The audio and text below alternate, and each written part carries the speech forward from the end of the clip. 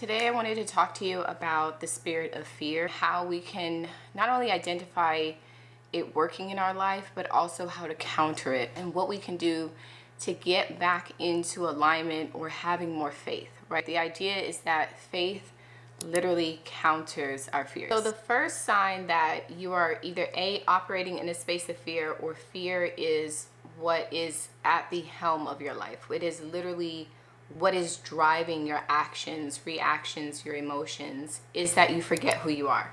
You question your worth. And I don't mean this on, a small level. Like, all of us have limiting beliefs or times where we doubt ourselves, when we have low self-esteem. That is very normal. I mean, you are literally frozen because you don't believe that you are worthy of the things that you are asking for. You are literally having conflicting thoughts on everything that you do. You feel like, if I show up and I say these things the way that God has told me to say them, the way that I feel in alignment to say them, then these people are going to shun me. They're going to attack me. These people are constantly talking about me, and they're lying on who I am, and they're saying these things about me. And if I show up and I talk about the things that are on my heart, in my spirit to speak on, then I'll lose everything. Like that's the extreme end of it, right? We really believe that the people around us who are being blessed with things that maybe potentially we desire for ourselves, we feel like it has to be taken from them in order for us to have. We feel like because they've been blessed with something, there isn't enough to go around for us. And I'm coming from the perspective of someone who has been around people who operate from this extreme spirit of lack and fear and competition and envy, and what it does to yourself. I'm talking to the people who what this has shown up in their, how it has manifested in their life, is that you take on those things, right? Let's say that someone is operating from a space of fear, and they're constantly in this space of attacking you because you seem to have luck. You seem to have a lot of blessings that they desire for themselves. And then you believe that it is somehow that God is favoring you, and so you need to kind of baby step, tiptoe, dim your light so that those people feel a little bit better about themselves. This is what happens when that spirit of lack that is attached to them starts to show up and manifest in our lives. What does it look like for us when we start to believe in their fear? We start to take on the things that they're believing or projecting, right? So I also want to talk about, from a psychological perspective, what happens when these things show up. How do they come into our lives? What happens? And we are humans, right? We are raised by the people around us. We are influenced by the people in our lives. On a genetic level, we are influenced by the people who come before us. So when that happens in their life, when it shows up in their existence, we're talking generations, right? When your parents, their parents, their parents, when they operate from this state of mind, it's going to show up in the way that they parent you. It's going to show up in what you absorb from your environment as being true, and how you show up for yourself.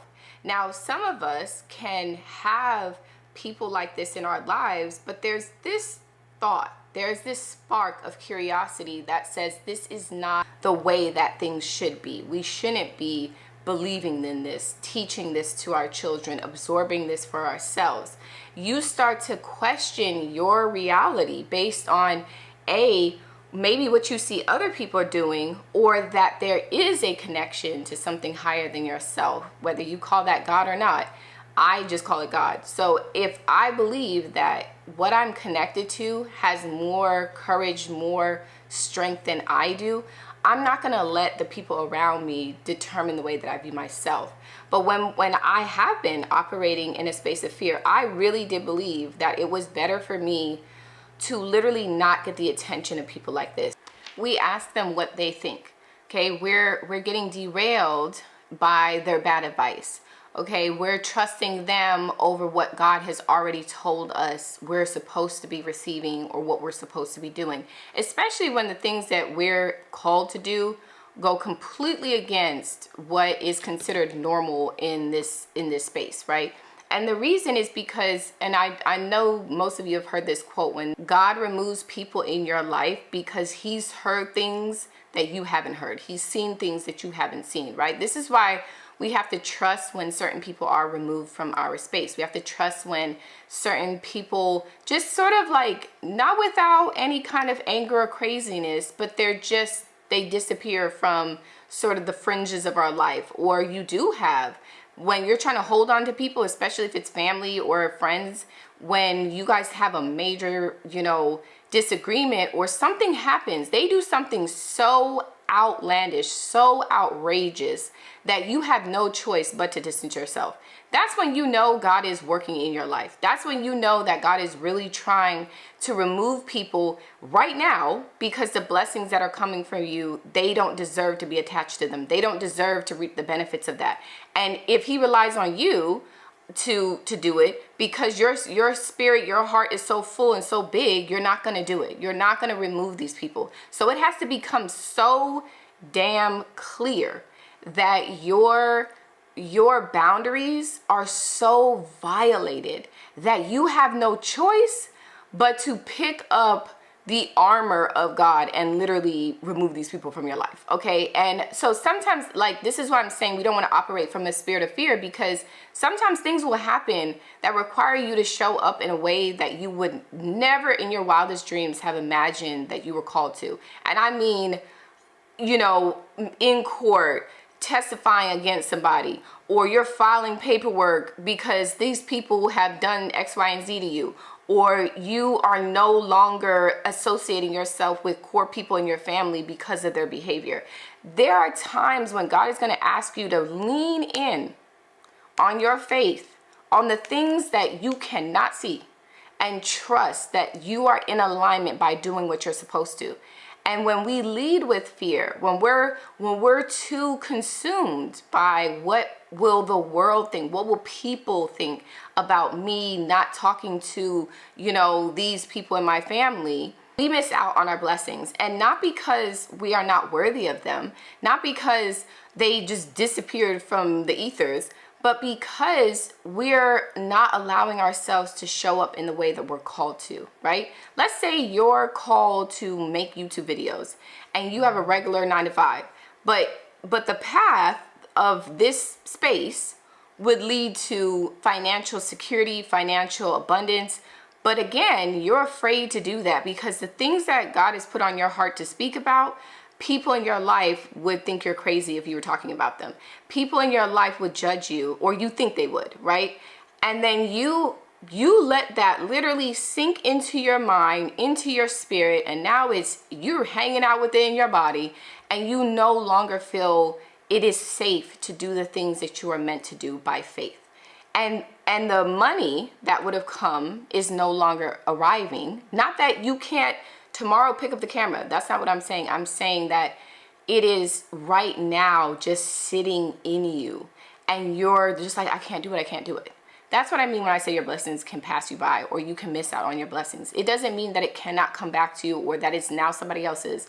I mean that until you are ready to step out on faith, it is not here for you yet, right? Another thing when we're relying more on people versus God is when we're also more focused on the end goal, right? We're focused on the way it's supposed to show up, feel, taste, exist in our body, but we're not allowing ourselves to trust how that path is going to show up in our life, right? There's a lot of times when, the typical route to certain things looks a certain way to people in this physical space. And when we're trusting in God, sometimes that's not going to be how it shows up. Sometimes that is not going to be the way that it looks.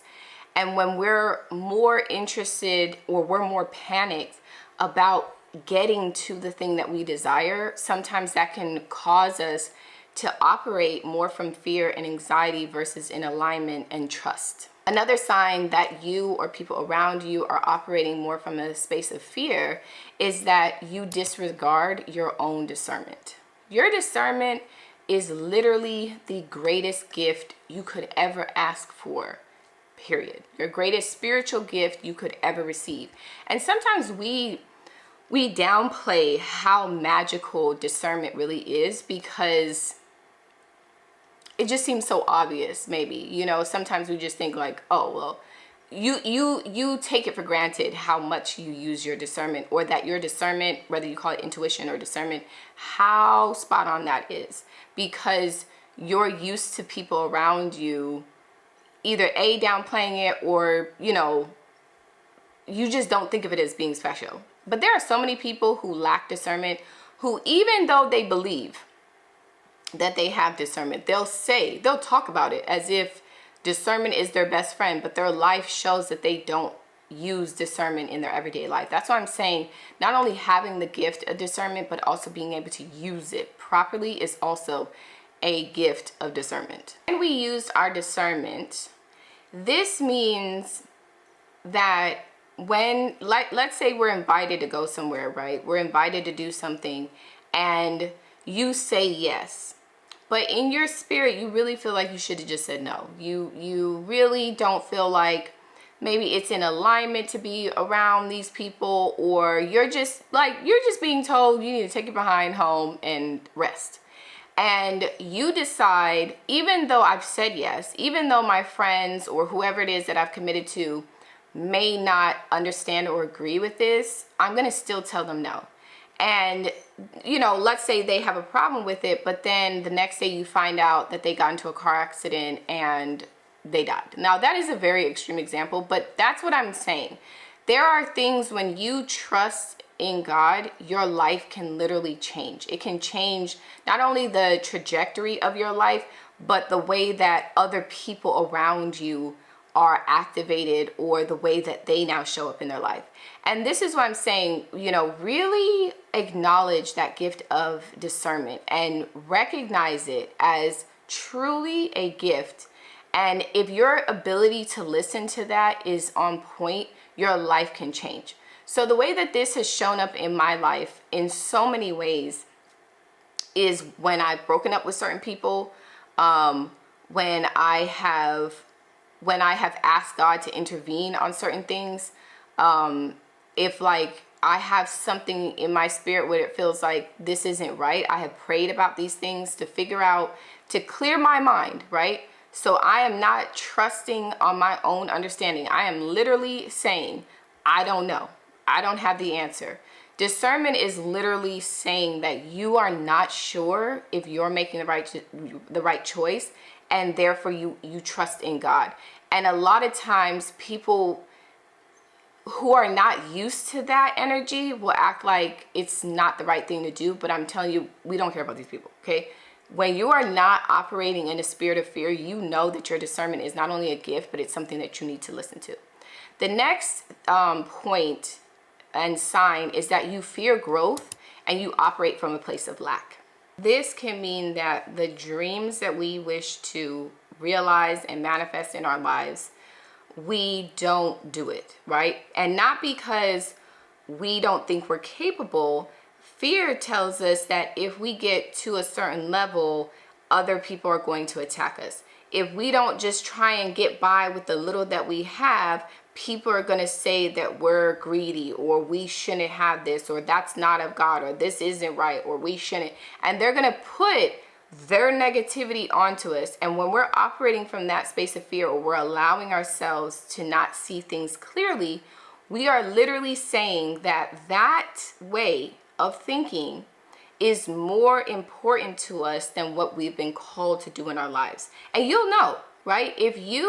When we have a burning desire to do something, like whether that is to paint, whether that is to create art, whether that is to have a family, you know, you want to go to school, you want to travel, like you have a desire, like this burning desire, your soul wants to experience those things.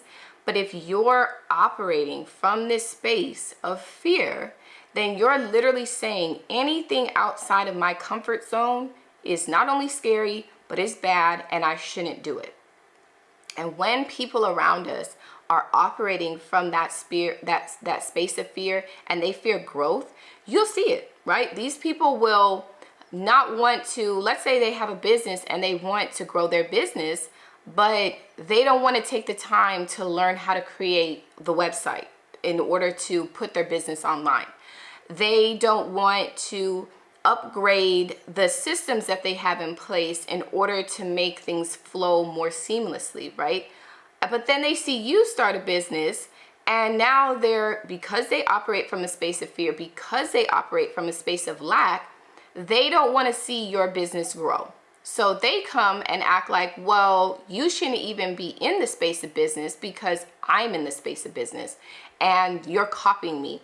I have this. This is mine. Like, I've literally had people act like this, okay? Because the things that I want to do are in the beauty space. It's like, well, that's what I was doing. First of all, sweetheart, you didn't invent beauty. And your desire to operate in this space does not mean that no one else can show up. You see what I'm saying? But if I was to operate from that space of fear like them, then I would be afraid of allowing myself to learn the things that I need to show up in the ways that I need to, because I don't want to get too big that they see me and then they're trying to stop me and there are so many people who pour fear into your life and they operate purely from that space. And if you are trusting only in that, if you are leaning only in that and you are not trusting in a higher power than yourself, God, your faith is small, the things that you desire for yourself will also be small. Okay, now I want to move into the practical ways that we can shift out of a spirit of fear, whether that is because we are fully grounded in this or because the people that we are around have this and they're constantly trying to project that onto us. It doesn't matter. These are the practical ways that you can see it, discern it, and operate in a way that is opposite from it. So the first thing is that you want to move by faith and not by sight. So I talk about this a lot, that the things that we desire, they first show up in the spiritual realm before they come into our physical realm. And one of the biggest ways that I shifted my life in a way that truly I know God is real, because I have seen the hand of something much bigger than myself in so many areas of my life. And one of the biggest ones was in my love life. I remember that I had this idea of this perfect partner that was coming for me. I have never seen them in my physical realm. I have never dated them at all. I didn't even see the qualities that my husband would possess in people in my physical space as far as dating or the men that I knew, right? And I'm talking about in a romantic sense.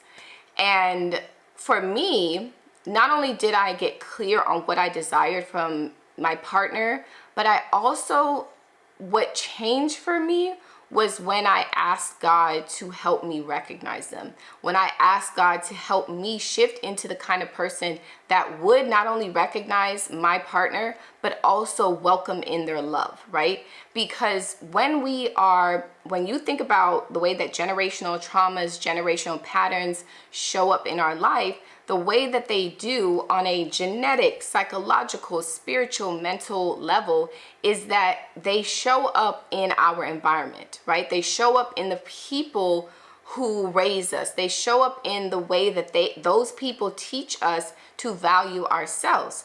And so when you're asking for something that is far bigger than the limitations of the life that you currently live, you are going to need to operate from a space of faith in not only the unseen, but in what is there for you, right? The things that you desire, that they exist on a timeline, in a space that you cannot currently see right now. And when you move with that faith, the things that come in for you are bigger than you ever imagined, more in alignment with you than you ever imagined, and they are far more stable and bringing of blessings than you could ever imagine. The next point is to seek delayed gratification and not instant gratification. We are constantly trying to satisfy that anxious part of ourselves that doesn't see how the next step is going to fit into place. It doesn't realize that the plans that God has for us, the plans that are bigger than ourselves, the plans that are designed by whatever it is that you believe is the ultimate being that reigns over this space, over the spiritual space, it doesn't see that, right? Because sometimes those plans, like my example of college, can be years out. Some of those plans, like for example, meeting my husband, took time. Except when I asked God to help me, because I was like, clearly I don't know what I'm looking for. And even though I have my list, I'm trying to find it in the faces of people that you didn't call for me to have in my life. And when I asked for that, the arrival of my husband happened so much faster than you could even imagine. But the point is that some of these things could take time, right? Starting a business is not something that happens overnight. It can take, several weeks to set up, several months to get running. It could take time to research the items that you want to sell or the things that you want to offer. It can take time to purchase the equipment that you need in order to help you to funnel your business through. There are certain things that are going to take time. But if you're someone who is operating, or when we are operating from a space of fear, we're going to think that those things are going to take too long. We're going to think we need to find the shortcut. We're going to think we need to find the fastest route or the person who claims that they know the most. We're going to have to find individuals who can help us get there faster, right? And when we do that, we're actually sometimes creating more work for ourselves, right? We're creating a space or a path that is actually going to lead to more despair, to more depression, to more anxiety. Like, these things can delay the blessings that come to us because we're too busy trying to find the cheat codes. Now, I do want to clarify that when you are operating fully in alignment, whatever that means to you, but for me that means in a spiritual, physical, mental space, for me, when God decides to give me blessings, that doesn't mean I'm working harder or that path is necessarily going to take a lot longer, right? My example with my husband, that didn't mean that I needed to show up on a dating website or I needed to get in touch with these people who were connected to people of high value over here, and then I needed to do this. But it did mean that I needed to shift my spirit to be more in alignment with receiving versus me feeling like I needed to be the one to be interviewing potential partners, right? I had to be the one who's trying to figure out, are these people just trying to use me? Like, am I going to be like, no, okay? That doesn't mean that the things that you desire, because you're seeking more delayed gratification, that it's going to take necessarily years to get to you. Sometimes the path that God is trying to lead you on is actually much faster to the things that you desire versus your plan, which seems logical, right? You have steps A through Z and they make sense. They're in alignment with the laws of business, but they're not in alignment with what God would have you do. They're not in alignment with the way that this presence wants to show up in your life and how it's going to happen. The last tip that I have for you is to not share your plans or your core, right? With people who are out of alignment, people who are not operating from a space of love, of light, of faith, of giving, people who are in that space of competition, fear, lying, lack. those are people who are not going to be able to pour into you in the way that you need to be poured into. When we have desires that are far bigger than ourselves, far bigger than our lives, what we saw other people do before us in our own lineage, we're going to need to align ourselves with people who are going to help us bring forward these bigger blessings and things that we desire for ourselves. Baby, can you focus on me?